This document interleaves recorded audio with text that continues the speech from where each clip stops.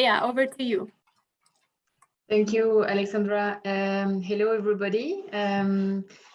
So yes, we have with us today three representatives of Afghan civil society organization and diaspora organization. So we'll present you briefly the three panelists, and then after we will I will ask some questions based on the report, and we would like to hear from them their answers on. So we have today with us Aziz Rahman Rafi, who is the executive director of Afghan Civil Society Forum Organization. Yes, we see on the video.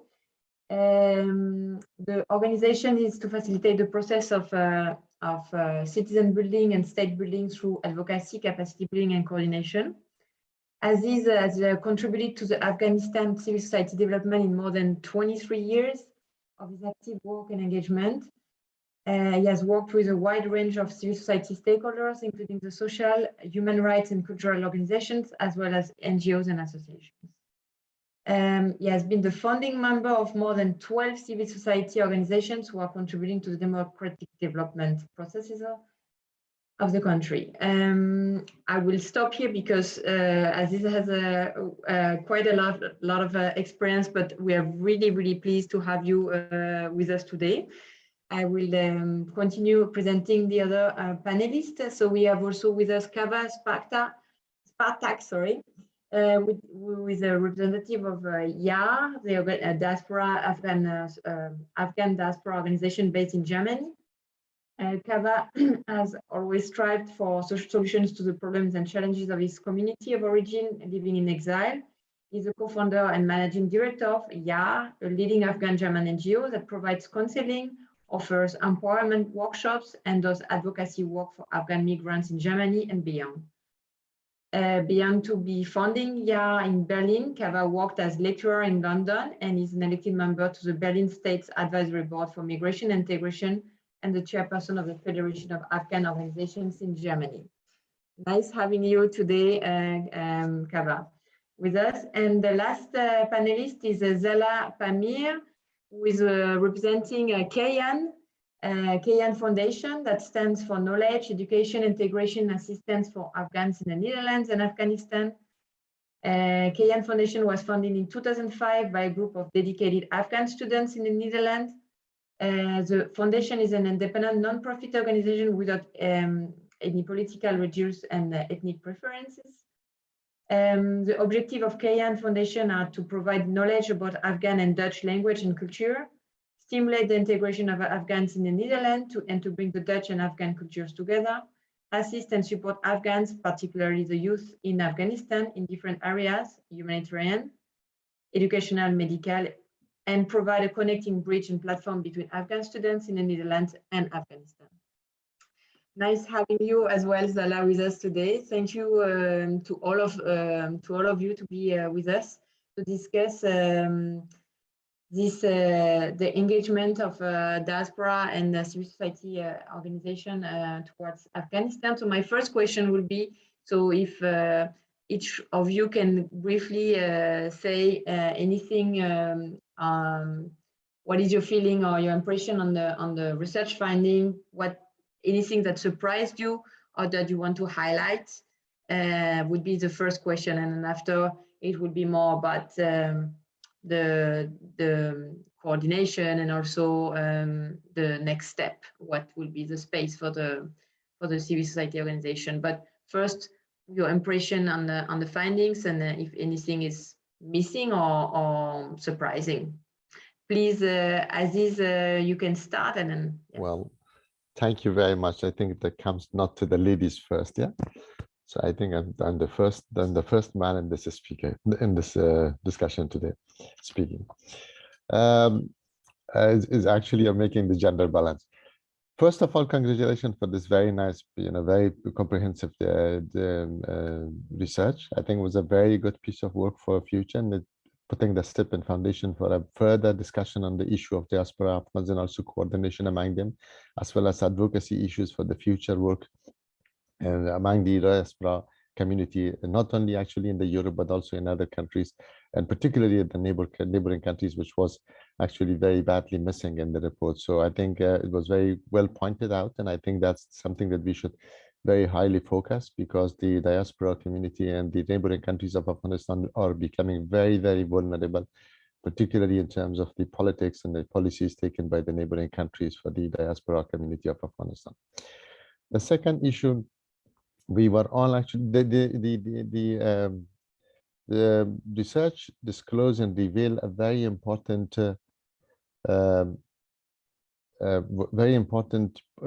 number of points, which clearly mentioned that the lack of a proper coordination among diaspora organizations around the country, around the world, or all around the world, makes a huge mess about the better responsiveness to the diaspora and to the groups, to the vulnerable groups inside Afghanistan, particularly when there is a huge number of displacement inside Afghanistan. There's a huge movement in Afghanistan.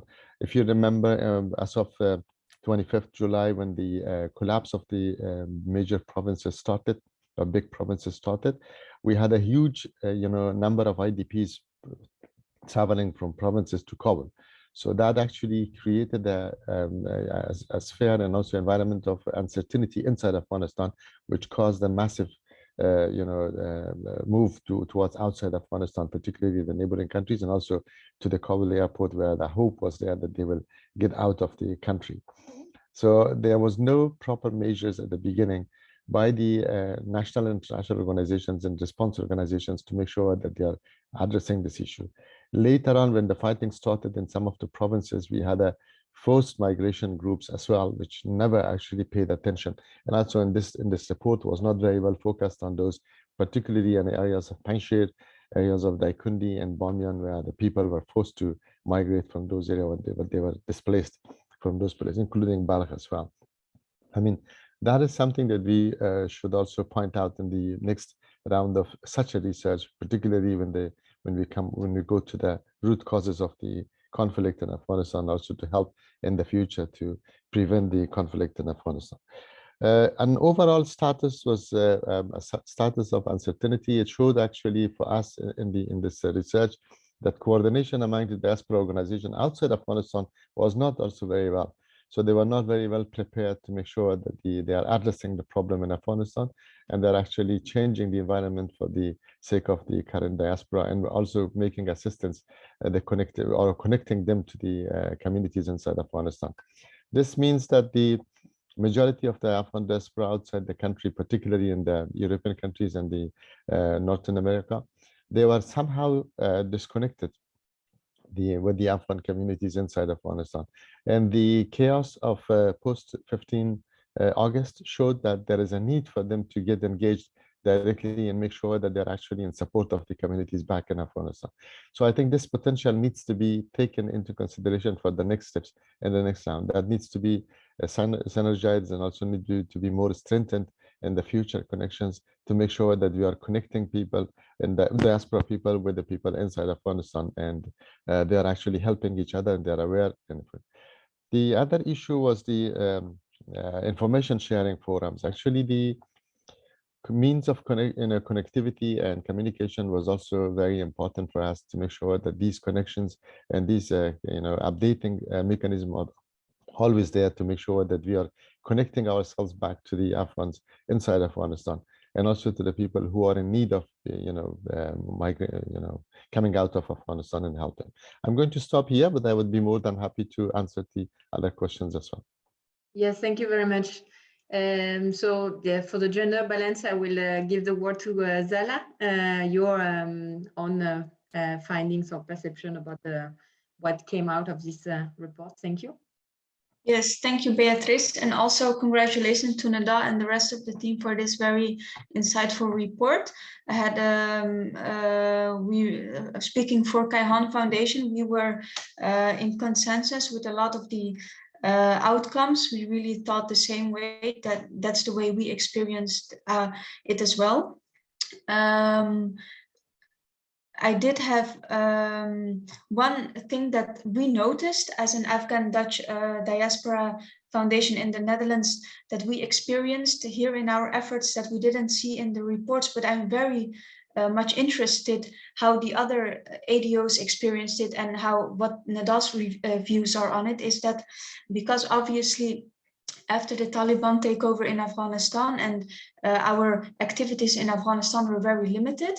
So we decided to put a lot of our focus and efforts inland. So that means here in the Netherlands, and see what we can do in terms of policy for the newly arrived Afghans here. Obviously, every country has their own refugee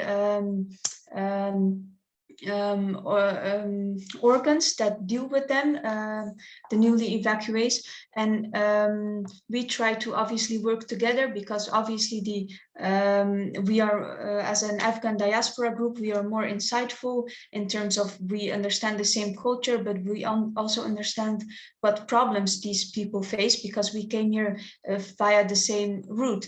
What we saw actually was that we were not, or we were not sufficiently being asked to help or to work together to make policies for these people. And that's a very interesting finding, because you would expect that the Afghan diaspora, not only our foundation, but also other Afghan diaspora in the Netherlands, are more insightful and could be very useful to these people. So I'm very interested to hear from you guys. How did you experience it? Thank you, Zala. Very good point. We also found this similar here in Denmark, but please, Kava, also if you have your first impression and comments to make. Yes, thanks for having me, and I also want to congratulate Neda on an insightful and very good work in such a short period of time. However, as Aziz already pointed out, of course, such a report or a research in such a short time cannot cover everything. So there are certain gaps, and I think there are certain important gaps which have also been mentioned in the chat. So what I would focus on from now on is the political part. I have the feeling that this whole situation is it's kind of engaging us all in terms of, now you, the diaspora, I don't know, maybe some small amounts of percentage of the whole Afghan population lives outside of Afghanistan, not counting the neighboring countries. We cannot do what the World Bank and UN can do, or what the donors have been doing for 20 years. So right now I have the feeling that the countries, I mean my country, my host country, or my country of origin, of residence, like Germany, or even other European countries, the US, Canada, etc., Australia, they are expecting the Afghan diaspora to save the humanitarian crisis, and which is not feasible, which is not possible. So we have to focus on, I think, on the political side. And from this point of view, it would be interesting to see if we focus the next research, for instance, and take it from here and focus on more on the political side, what exactly has been or has gone wrong in the last, let's say for instance 10-20 years, and what can we change for the future? So how can we prevent another 9/11, or how can we prevent another 2021? So these are huge catastrophes for the Afghan people. It's like comparing it to other cultures or other peoples. It is a kind of a Holocaust for us to see this for 40 years happening again and again, and losing our home country. So this is, I think we need to become more political, and for this we need to have networks in the diaspora. We need to sit, we need to come together, and we need to talk about everything and put everything on the table, and not be ashamed of speaking the truth. And we need to find our own identities in order to be able to speak of a nation. So I think there's it's great to have such a research, and we can take it from here and do even more research. Thank you, Kava. Actually, that leads to nicely to my next question, was about, yes, what is now what are now the priorities, and how to engage and coordinate? What is a reflection from Afghan organization on how they can continue supporting, but also, yeah, what is feasible and what should be the focus now, considering the situation has changed radically. Maybe then we do the same round. I will start again with Aziz. You're muted, Aziz. Okay. I think there are a number of very important issues for us to focus in the future, particularly when we talk about, actually, maybe we can still, work on it. One is how we can better respond to the such chaotic situation. We need to be prepared for these important issues. There should be measures between the Afghan diaspora organizations, which actually should start from coordination among them to make sure that they are somehow ready to respond properly on the issues. The second issue is a channel of communication on information sharing, particularly on what is really happening on the ground and what is needed and what are the demands, how we can act together, how we can combine efforts together. On the issues related to the future work, particularly when Mr. Koba was mentioning about the status of a political failure in a general, we need to actually, as civil society, we need to focus on our important recommendations to the political arena. What are actually the important issues that we should focus, particularly in terms of the support for the vulnerable groups in Afghanistan. We have completely forgotten, and this, particularly in this report, the vulnerable groups were forgotten. So I think that needs to be very strongly tackled because of their vulnerabilities, because of their miseries that they're actually suffering currently inside the country and also even outside the country. We can even see it in abroad, in the very, very highly democratic countries. It's very visible, it's very, seeable. So I personally, I can experience it in the place that I am in now. I think that's something that we should be very careful about and make sure that the measures are very strongly considered in the future. Two critical points from my perspective is, one, the analysis must be very deep, go very deeper in terms of the, particularly when we come to the research on these important issues. The second issue is must be very, inclusive. So we have to make sure that the inclusivity is also considered and also respected in terms of the giving a positive response in the process. Thank you. Thank you. Thank you very much. Yes, Zala, please.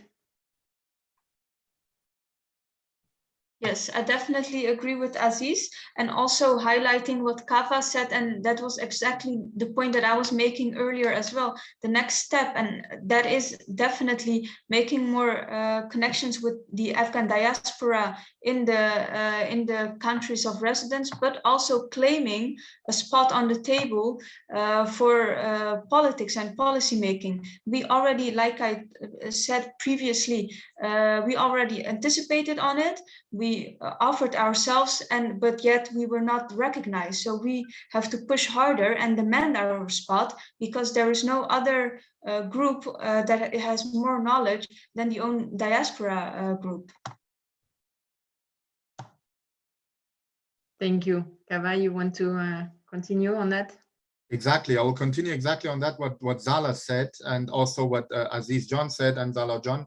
I think we are underestimating ourselves, and also this leads to other countries underestimating us. I think we have now the knowledge and the expertise, not only now in 2001, but we have been having it for many years now.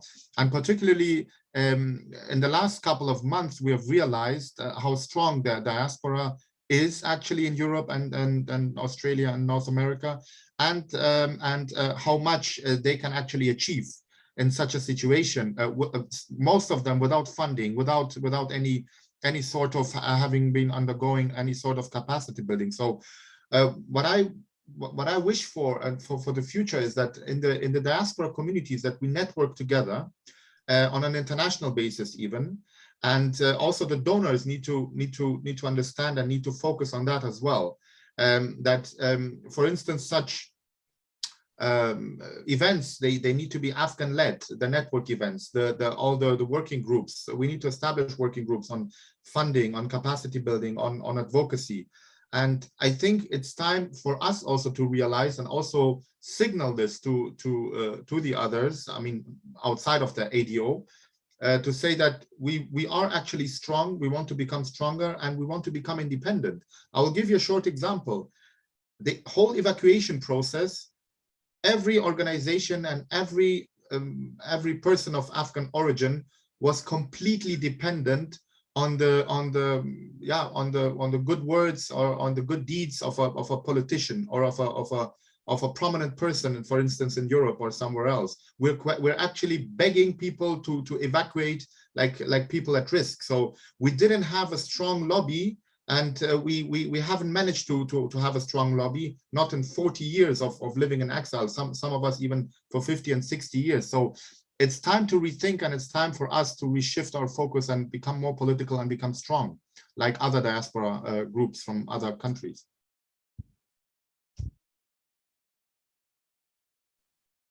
Thank you. So then concretely, how this can be possible, because we could see that it was one of the challenges that also was highlighted in the research, is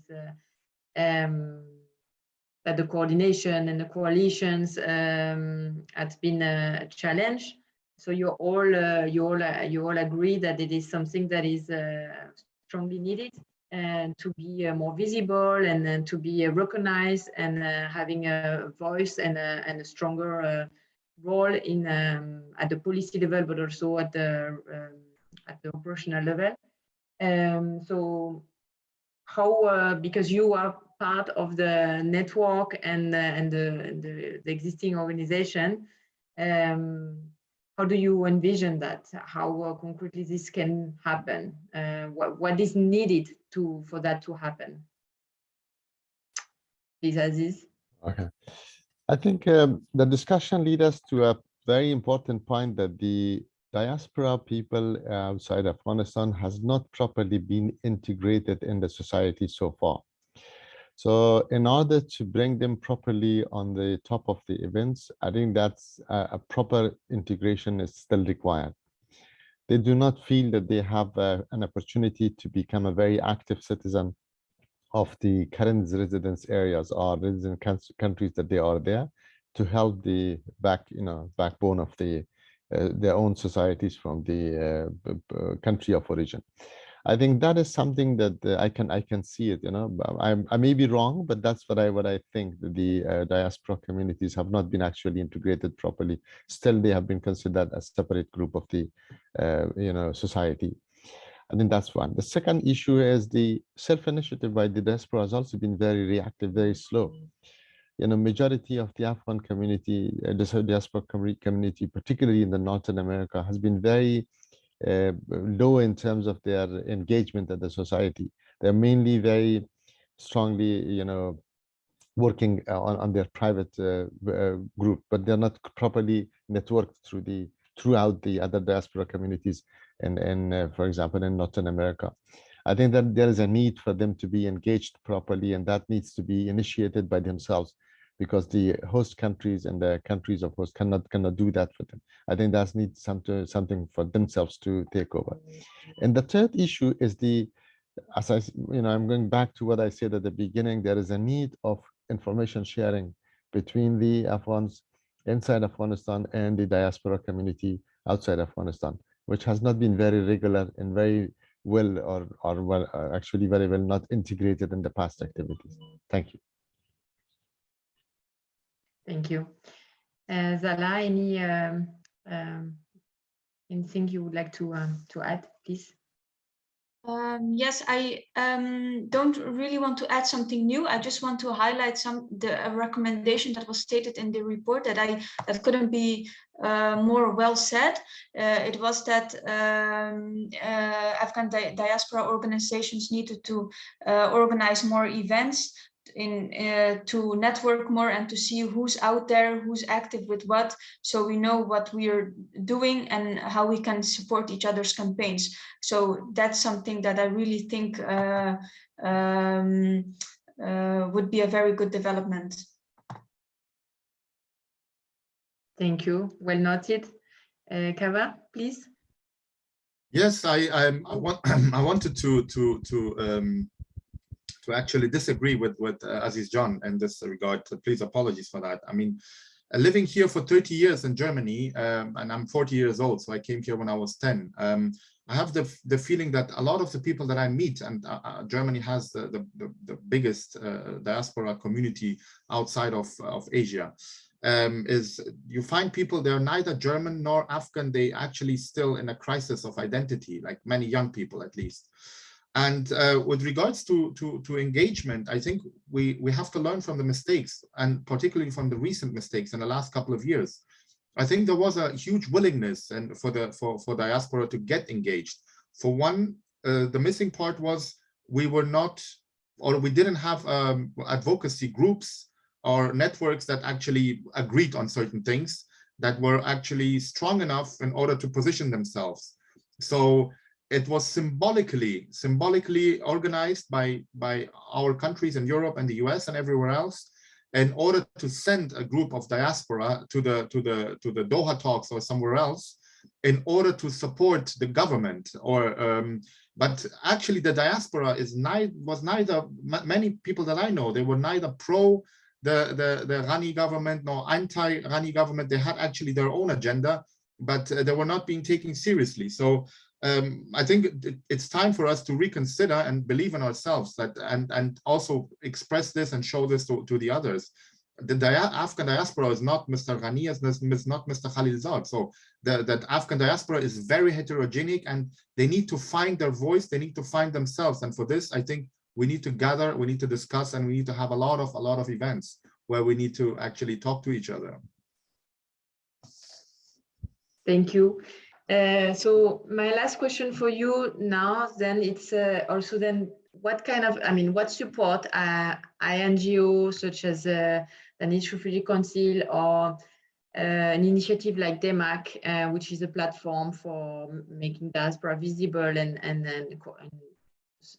to coordinate with the system, how such organization can potentially provide any support for Afghan diaspora organization, civil society organization? What do you see the role or the connection, the potential collaboration, or anything that you think would be good to have such as support? Well, I think the first thing that I would strongly recommend is creating a platform of coordination and synergy between the different actors, particularly with the ADOs. I think that needs to make sure that we are talking in the same page. We are all in the same page. We are talking on common issues and common grounds, and we are coming and working together. The second issue is as it was recommended also in the report, is about the funding, the core funding in particular, that they requires that one. And then a strategy is also required among them. I think the issue is that once you have a platform, then once you have the resources, then a strategy is also needed to make sure that you are coming into common ground of work and future collaboration together.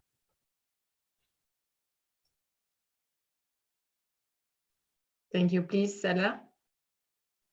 Yeah, well, that point of Aziz, I actually have some trouble with, because I do agree with it, and I stated previously as well that we need to network and we need to know about each other.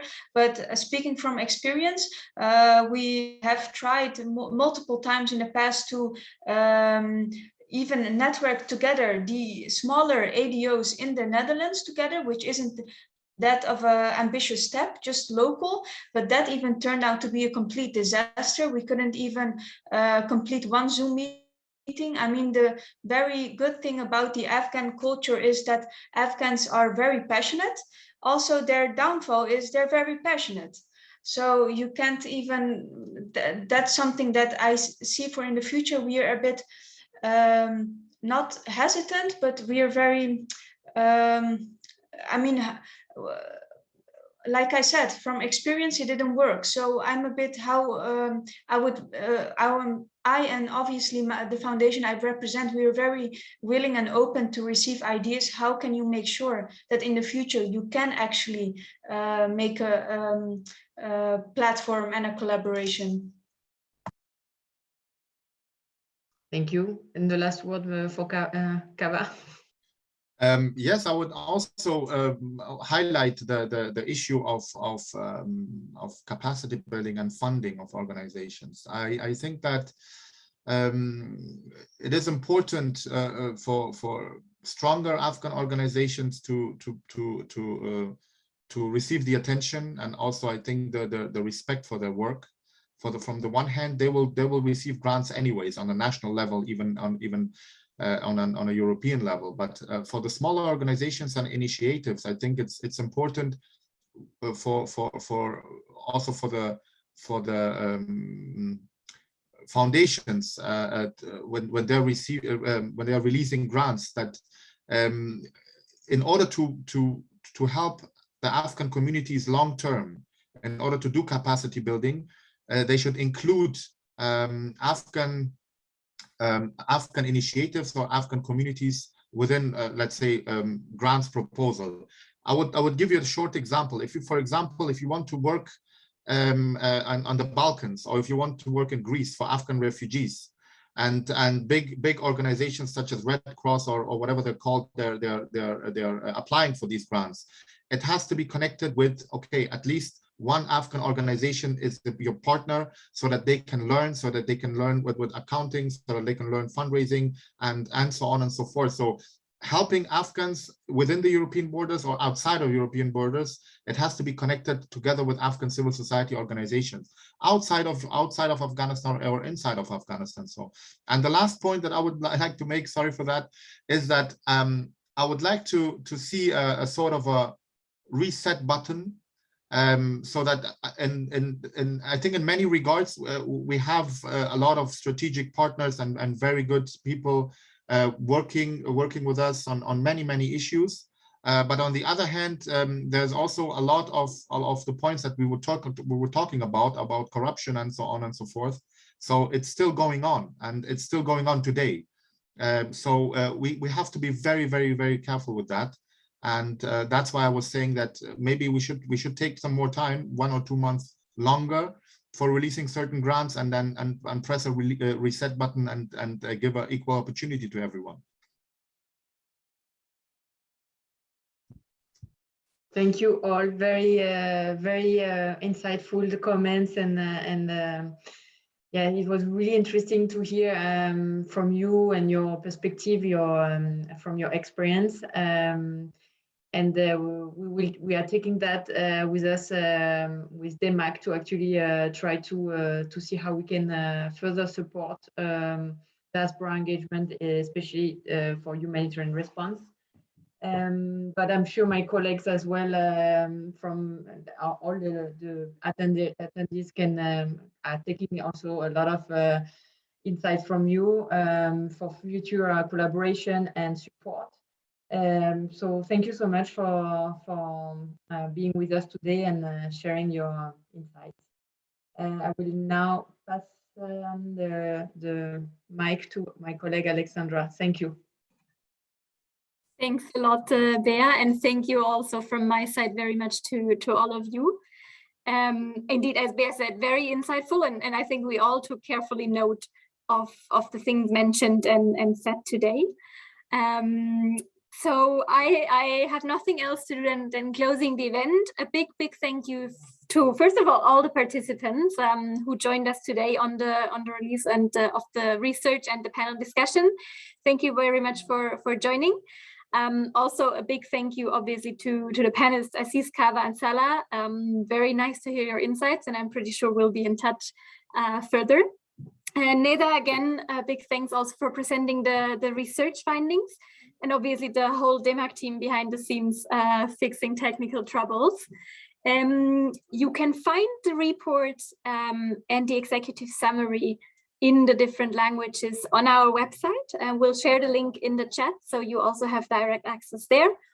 and very much looking forward to hearing from all of you. Please do reach out with any comments or questions, and hope to see you soon again in another event. Bye.